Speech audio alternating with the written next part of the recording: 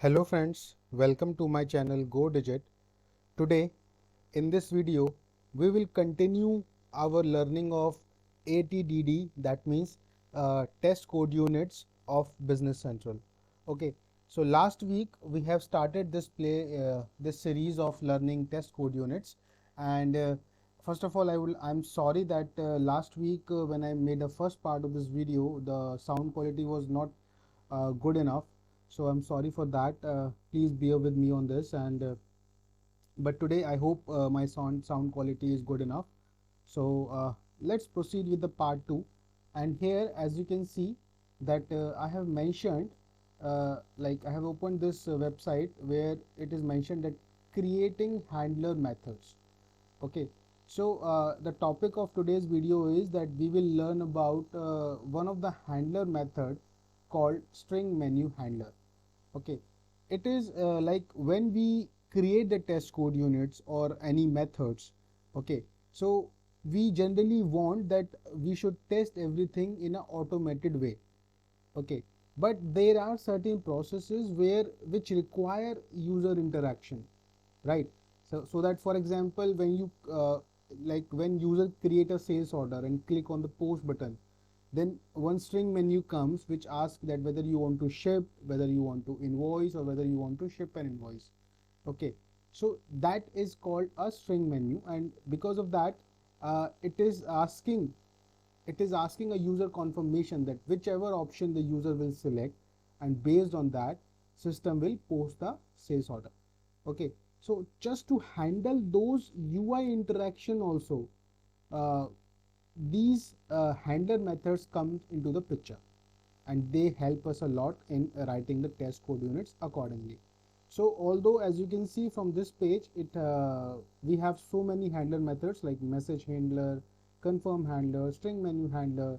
Okay, but in today's part of the video we will learn about one of the handler method called string menu handler. Although the essence of each handler is of using each handling method is same in the test code units. So if we learn this, then we can learn the other methods as well, that how to use them or how to incorporate them in our test code unit. So guys, let's start with that. This is my VM, and last week we have created this basic ATDD where what we did is that we create the customer via library code unit, then we create an item, location, sales order, inventory posting setup, all via library code units, and then we post the sales order, and then we match our order with the posted records. Okay, so we just wrote down only one line of code, and everything ran successfully. Last week we have seen that. So uh, now today we will learn about the UI handler. So what we have to do is, first of all, that let's create a code unit. Okay, and name it as UI handler. Okay, and the thing is we don't need this, so I'll delete the same. And of course we all know the first part is that we have to mention the code unit type as test. Okay, so which I did now. And now let's create your first test case. So let me select this one. Okay, sorry, before this let me create a test function first. T test case Waldo. Okay, so this is my test function. All right, let me name it as procedure create and post sales order. Okay,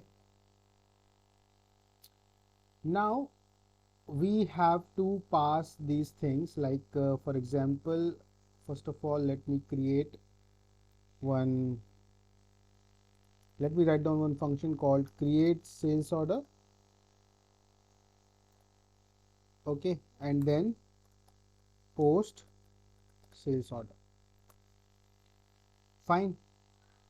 Now what I can do is that let me create one variable here where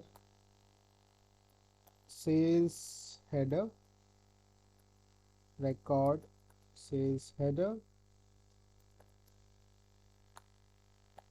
Okay, and then let me create one more variable of storing the my order number. So let me write down as stock number code 20. Okay, and when my this function will create the sales order, so okay, so yes, let me change the name of this. Yeah, and now when I post the sales order, I pass this number here. Okay,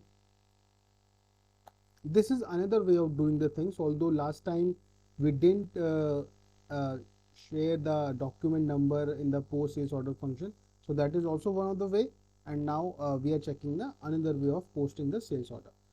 Okay, so now let's see, I place my cursor here to create a function automatically, and same with this as well.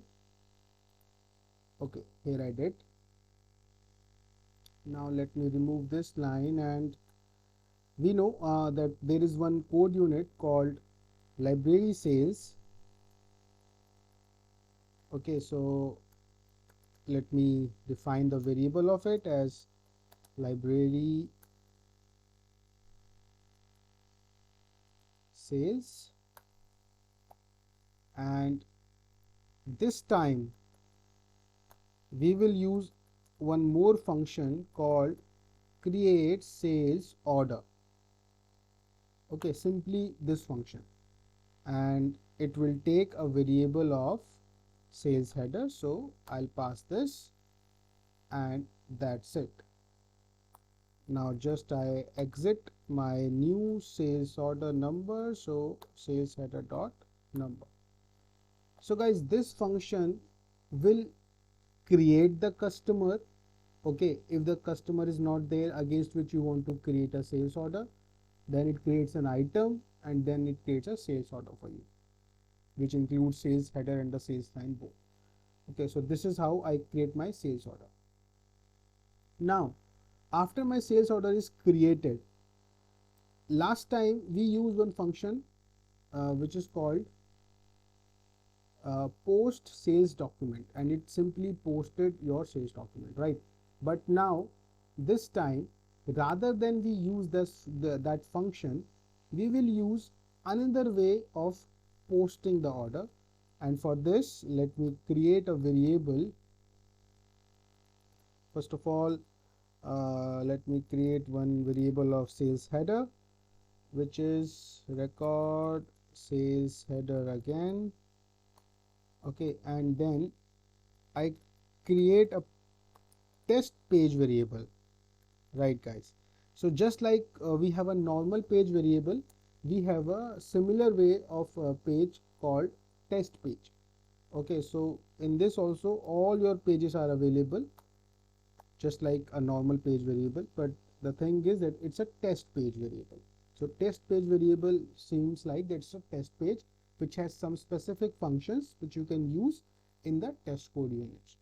Okay, so I use this one now, and this will help us to generate a same kind of environment, to generate a same kind of ambience where user is actually working. For example, that user go to the sales order page and select that particular order which he wants to post, and then click on the post button.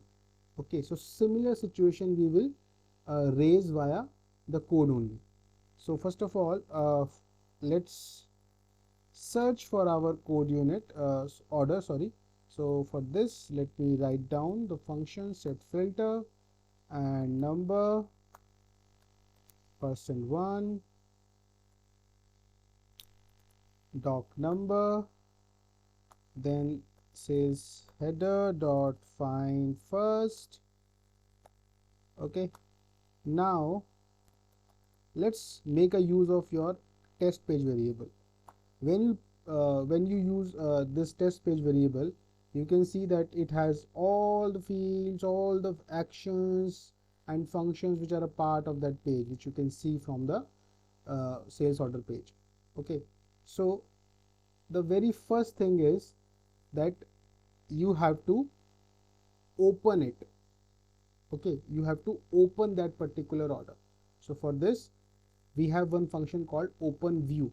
So it will open the sales order page in the with the view rights, like only user can read the order and cannot edit the order. Okay, so we have open our sales order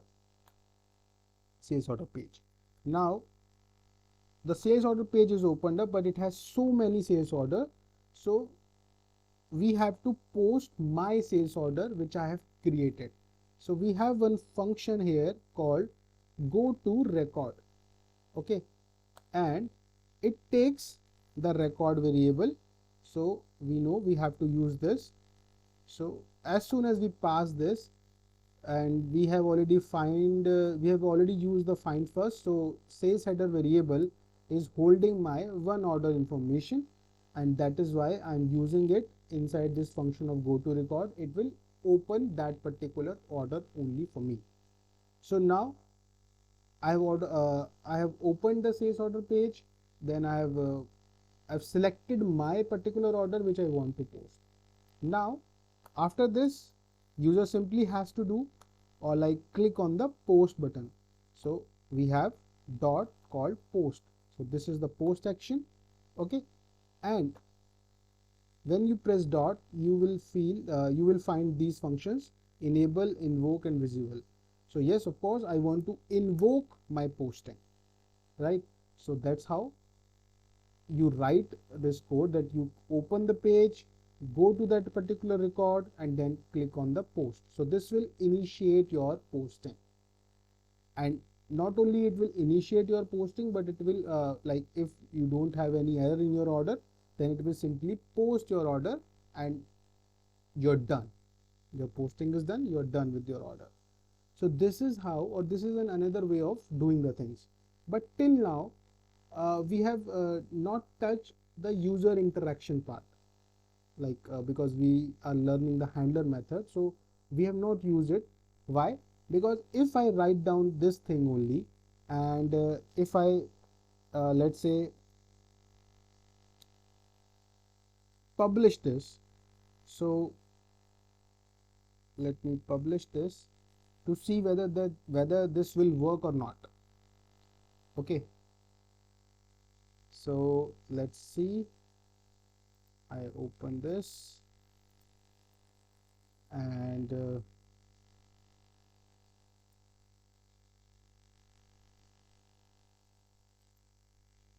let me go to the test tool.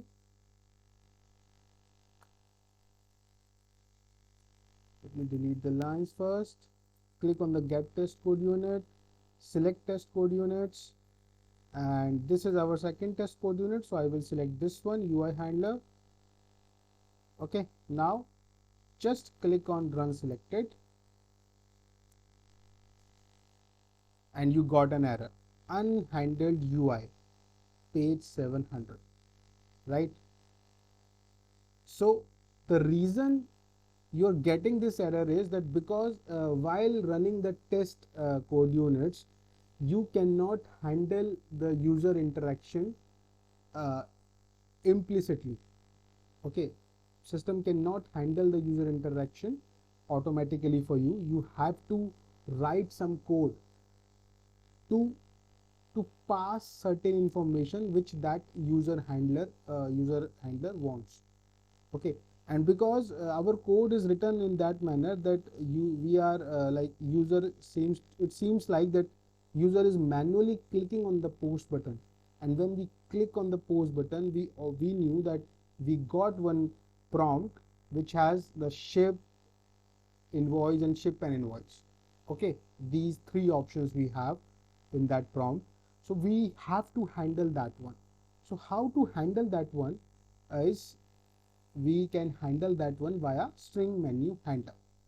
Okay, so for this, because this post sales order function is a part of my this procedure, this is my main test procedure, so I have to add that handler function t test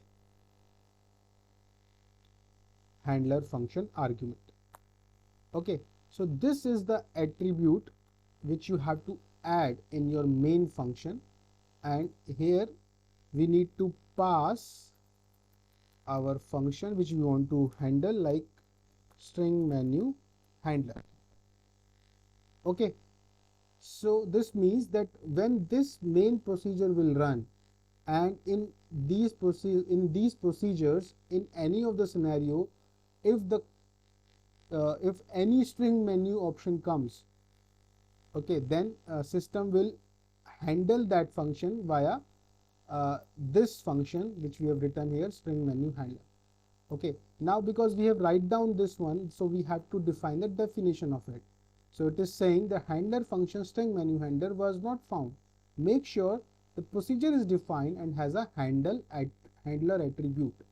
Okay, so we have to define this as a procedure and also add a handler attribute to it. So let me do one thing, copy this, and right after this I can write this, that procedure, okay, begin end, and I have to add, see, I have already added a new procedure, but I have not added the handler till now. So to add that handler, let me add string menu handler. We have this attribute with us, and that's it. As soon as you add this attribute, this error is gone, and this is my procedure. But still now you can see that something is showing to me that it does not match the signature required by the string menu handler attribute. Okay, and the signature is of this function is that it takes one option variable, one choice variable, and one instruction variable. So let me create it, or I can just go to this function page and copy this and paste here. Okay, now we know that we user generally get three options or three choices, out of which user has to select one. Okay, like ship, invoice, or shipper invoice. So what I can do here is I write down choice variable as and mention the value 3 here, which means that I want ship and invoice both. Okay, so that's it. Now my UI handler is completed, my test code unit is completed. I am creating a sales order, I'm then posting a sales order, and when my when my post sales order function will run, it will run like that. It opens the sales order page, it go to that particular record which I want to post, then it click on the post function, and when it click on the post function, a user handler will come into the picture, which asks the user to input to provide an input of something, like whether a choice of ship, a choice of invoice, or a choice of ship and invoice. Okay, so based on that, when that prompt comes, so it will go to this string menu handler. Okay, and that's how system will select a choice of 3, and then it it will continue the execution. Okay, and just like I want to show you more about it, that for example, like if I click on the base application and I click on the code unit, and then if I click on one, yeah, so if you go inside of this code unit, we all know that when we post a sales order, this code unit runs. So here it has the string menu function. So if I type string menu, so yes, so for example, when my post function will run, code will come here, and when code will found this function string menu, So it will look for that string menu handler in your test code unit, right? Initially we did not define the string menu handler, so that's why when the debugger reached to this line and found this function string menu, system tries to look for the string menu handler in your test code unit, and because it did not find that one, so we got the error. Okay, but now when the debugger reach here and it will search out for the string menu handler, so it will see this function that we have this string menu handler available, and in this handler we provided the choice as 3, so it will simply pass the choice 3 to this particular selection, and that's how your code execution will continue, and you will be able to not only like successfully execute your posting of the sales order. Okay, so let's see this. Let me create a package of it and let me deploy this. Now to see the results, let me close this one again, and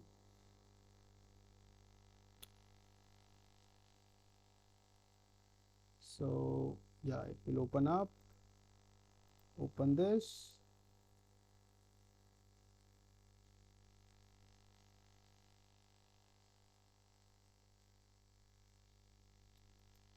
Go to the test tool,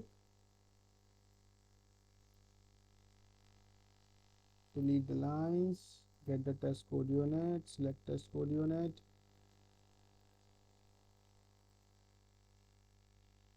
okay, run selected,